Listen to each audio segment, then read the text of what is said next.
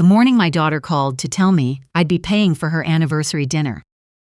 A dinner I hadn't been invited to plan, hadn't been consulted about, and hadn't even known was happening until 48 hours before.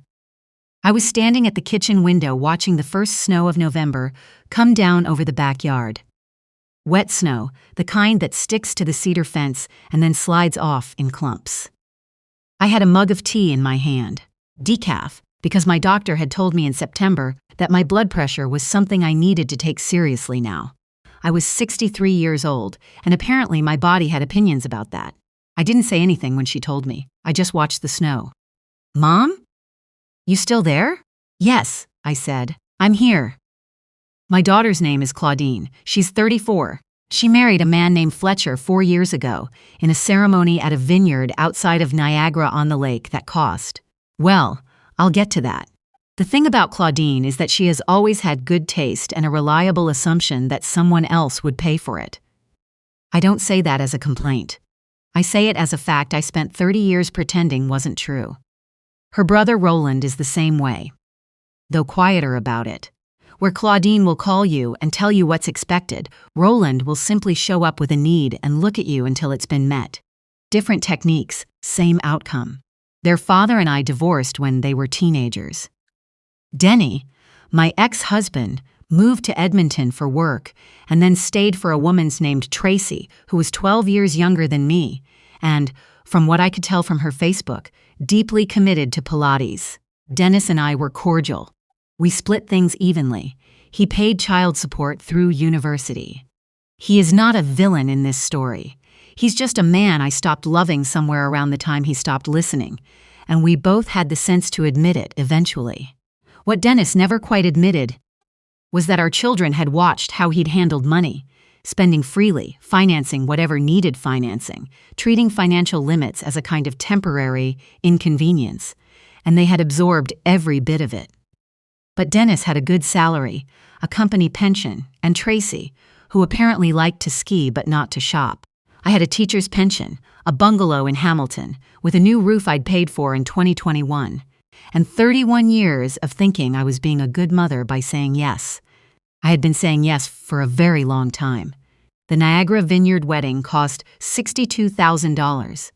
I paid $21,000 of it. This was presented to me not as a request, but as a distribution.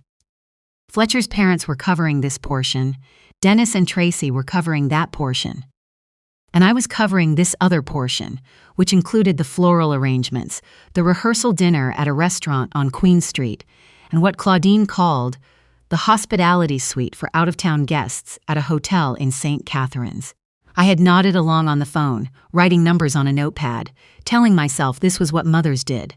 It was her wedding. Of course I wanted it to be beautiful. What I noticed later was that I'd never been asked. I'd been informed. I noticed it. I wrote it down in the small green notebook I kept in my nightstand, the one I'd started using when my therapist, a kind woman named Dr. Arsenal, suggested I try tracking the moments when I felt invisible instead of just absorbing them. "Write it down," she'd said, "not to analyze it right away, just to see the pattern." By the fall of the year Claudine called about the anniversary dinner, I had filled 2 of those notebooks. The dinner was for 12 people. Claudine and Fletcher's 4th anniversary. They had chosen a restaurant called Orchard and Stone in downtown Toronto, a place with an 8-week reservation wait and a tasting menu that started at $140 per person before wine. She told me the date. She told me the time. She told me the guest list. Her friends, Fletcher's colleagues, his sister from Vancouver who was visiting, 2 couples they'd met at a cottage they'd rented that summer in Muskoka. I was on the list. She mentioned that almost as an aside. "It'll be so nice, Mom. You'll finally get to meet Adrienne properly." Adrienne was Fletcher's sister. I'd met her at the wedding. She had shaken my hand and then turned away to talk to someone else within 30 seconds. "How much is this going to be?" I asked. "We're thinking around $250 a head with the wine pairing. So the total will probably be around $3,000. We'll split it with Dad." Dennis's. I called Dennis that evening. He sounded surprised to hear from me. We weren't unfriendly, but we also weren't in the habit of calling each other. Did Claudine talk to you about this dinner? I asked. A pause. She mentioned something about an anniversary thing. Yeah. Did she mention the cost? Another pause. She said you two were going to sort it out together. I thanked him and said goodnight. I sat in the living room for a while after that. The television was off. I'd been trying to read less news in the evenings because it made it harder to sleep. The green notebook was on the coffee table where I'd brought it out intending to write and then not written anything. I just sat with it in my lap.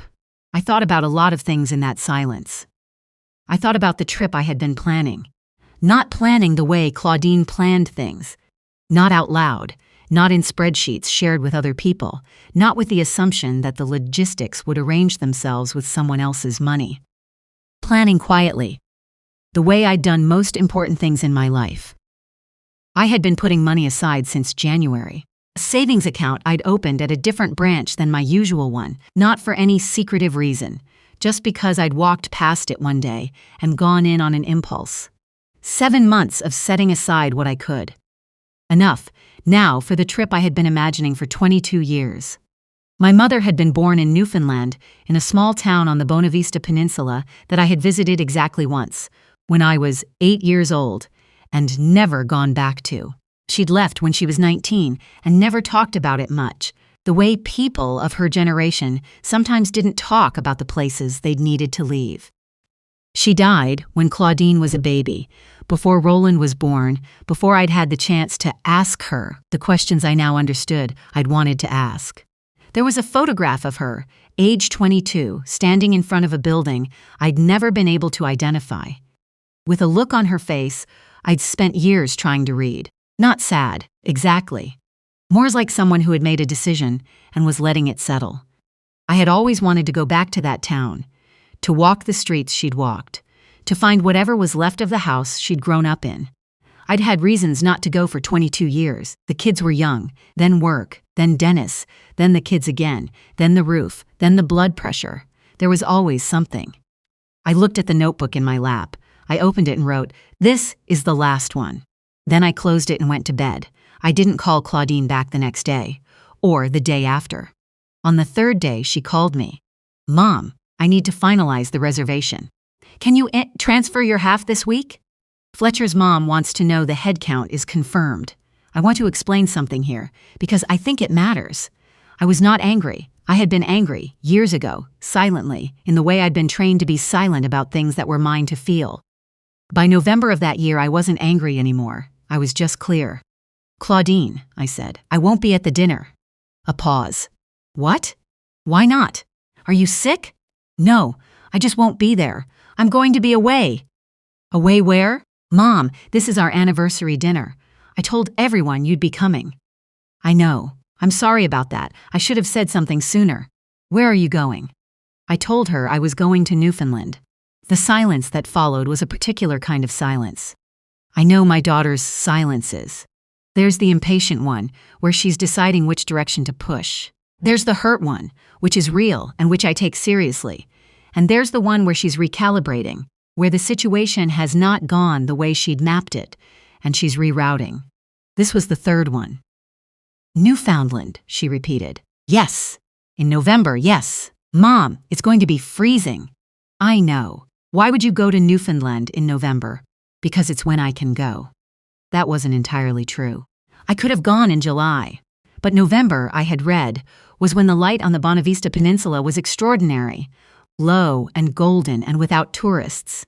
And to be honest with myself, as I was trying to be, I didn't want to be in Toronto in November, waiting to see whether my son would have a reason not to show up, whether my daughter would text me on my actual birthday as opposed to the day after, whether I would spend another winter sitting in the bungalow watching snow come off the cedar fence and writing in notebooks about feeling like a ghost in my own life. I wanted to go. "Who's paying for the dinner then?" Claudine asked. I had thought about how to answer it. "I imagine you and Fletcher will work that out," I said. "Or you and your dad." Another silence. Then, "Dad said you two were splitting it. Did he say that? Or did you tell him that and he didn't correct you?" She didn't answer. Claudine, I said, and I tried to keep my voice even, not cold, just honest. You're 34 years old. You and Fletcher both have good jobs. This is your anniversary dinner for your friends. I love you, but this one isn't mine to pay for. You paid for our wedding. I did, and I was glad to. But a dinner you planned for your friends, at a restaurant you chose, on a date I wasn't consulted about. That's different. I can't believe this. Her voice had gone quiet in a way I recognized. It was the precursor to tears that were real and also strategic, and I had spent so many years unable to tell one from the other that I'd just given in to avoid the uncertainty. I told everyone you'd be there. I'm sorry. That's my mistake. I should have told you sooner. Why didn't you? Because I thought I wasn't sure I'd actually do it until I did. I should have communicated better, I said. I'm sorry for that part of it. We got off the phone a few minutes later. It wasn't warm. But it also wasn't a fight the way our fights used to go, where I would eventually give in, and she would take the giving in as her right, and I would hate myself for a week. I hung up and sat with the phone in my hand and thought, this is what a boundary feels like from the inside. It doesn't feel like winning. It feels like standing in cold water until your feet go numb, and then finding out that numb is actually fine. I'd spent 30 years thinking saying no would break something. As it turned out, the thing it broke was a habit. Roland called that evening. I expected Claudine had called him first. Hey, Mom. Cautious. Testing. Hi, sweetheart. Claudine called me. I figured. She's pretty upset. I know. She said you're not coming to her dinner. That's right. She said you're going to Newfoundland, Don. Also right. A pause. Roland processed things slowly, which I used to mistake for depth and have since come to understand is more about avoidance. He didn't like conflict. When Dennis and I were going through the separation, Roland had taken to spending entire weekends at his friend Marco's house. He was 15. I hadn't said anything about it. I'd made myself small so he wouldn't have to feel anything uncomfortable, and then I'd wondered why he grew up to be someone who left the room when things got hard. She said you were supposed to split the cost with Dad, Roland said. That wasn't something I agreed to, she said. I know what she said, Roland. I'm telling you what I agreed to, which was nothing. I was told. There's a difference. Another pause. Are you okay? The question surprised me. Not because it was unusual. He asked it periodically. The way you check on a plant, you're not sure you've been watering enough. But because the way he asked it, this time, had something in it that didn't sound entirely like a formality. I'm better than okay, I said. I left for Gander on a Thursday morning in the second week of November. My flight connected through Halifax. I sat by the window in the Halifax airport during my layover and had a coffee. Real coffee, not decaf, because I'd decided the blood pressure medication would handle it. And watched the planes move on the tarmac and felt something I can only describe as lightness. Not happiness exactly, just the physical sensation of not carrying something I'd been carrying for a long time. I had not told either of my children exactly when I was leaving or how long I'd be gone. I had told them I would be reachable by phone, but that I might not respond to texts immediately. Claudine had not responded to that message. Roland had sent a single thumbs-up emoji, which I chose to interpret as the best he could do. The town my mother was from was called Westbourne, small, between two headlands, with a harbor that faced east toward open Atlantic. Most of the houses were white or gray or a particular shade of yellow that I found later was actually a faded orange. The B&B I'd booked was run by a woman named Dorothy, who was 71 and had lived in Westbourne her whole life, and who, in the second hour of my first evening there, over tea and a plate of date squares, told me that she thought she might have known my grandmother. I hadn't mentioned my grandmother. I'd mentioned only that I was researching family history. But in the way of small places, where genealogy is a form of local geography, Dorothy had made a connection I hadn't even hinted at. What was your mother's maiden name, she asked. I told her. Dorothy set down her mug. Oh yes, she said. I knew the family. Not well, I was too young. But I remember the house, up on the ridge. She paused. It's still there, actually. I want to tell you that I kept it together. I didn't. I sat at Dorothy's kitchen table and cried in a way I hadn't in years, and Dorothy passed me a paper towel and didn't comment on it, which was possibly the most Canadian thing that had happened to me in some time, and also exactly what I needed. The house was still there. A young couple had bought it recently and were renovating it. They were from St. John's and they were kind, and when I explained why I'd come, they invited me in without hesitation. The kitchen had new floors but the same windows, deep-set and salt-fogged, looking out over the ridge toward the water. I stood at those windows for a long time. I thought about my mother at 19, standing somewhere near this spot, making the decision that I'd spent 40 years trying to read in a photograph. I understood it now. Not because I was leaving. I wasn't leaving anything. Not really. I was arriving. I'd spent so long managing other people's feelings about my existence that I'd forgotten I was allowed to exist without permission. My phone buzzed on the second day, a text from Claudine. "How's Newfoundland?" Not a question. That was either a good sign or a bad one. I couldn't tell. "Beautiful," I wrote back. "Cold." I found the house Grandma grew up in. A long pause. Then, "Really? Really? I'll tell you about it when I get home." Another pause. Then something I hadn't expected. I didn't know she was from there, like actually from there. "I know," I typed. "I didn't talk about it enough. I'm not going to tell you that trip fixed my relationship with my daughter." It didn't. These things don't get fixed in a single gesture. What I will tell you is that something shifted in the weeks after I came home. Something small, but real. The way a door that's been stuck for shifts when the humidity changes and suddenly moves. Claudine and Fletcher had held the anniversary dinner. Dennis had apparently agreed to help after all. I hadn't asked for details. Roland had attended. No one had had a catastrophic evening. The world had not ended because I hadn't been there to smooth it over. Roland called me the week I got back. We talked for 40 minutes, which was probably more than we'd talked on the phone in the previous year combined. He asked about Westbourne. He asked about Dorothy. He asked about the house on the ridge. He asked, at the end, whether I'd be okay for Christmas. Really asked, not as a logistical inquiry, but as an actual question. "I'm going to spend it quietly this year," I said. "I might go to midnight mass at St. Joseph's. I'll come for Boxing Day if you'll have me." "We'll have you," he said. I found out, in January, that the house on the ridge in Westbourne had a name. I'd looked it up. Dorothy had given me a contact at the local historical society, a retired school teacher named Agnes who'd been documenting local properties for 20 years. Agnes sent me a scan of a property record from 1931. The house had been built by my great-grandfather, who'd named it, in the Newfoundland tradition of naming houses after his mother. The name was painted above the door in the old photograph. Agnes included a photograph I'd never seen, taken around 1943, showing the house in summer with a garden in front. I recognized the building immediately. It was the same building in my mother's photograph, the one I'd spent 40 years trying to understand. She hadn't been leaving when that picture was taken.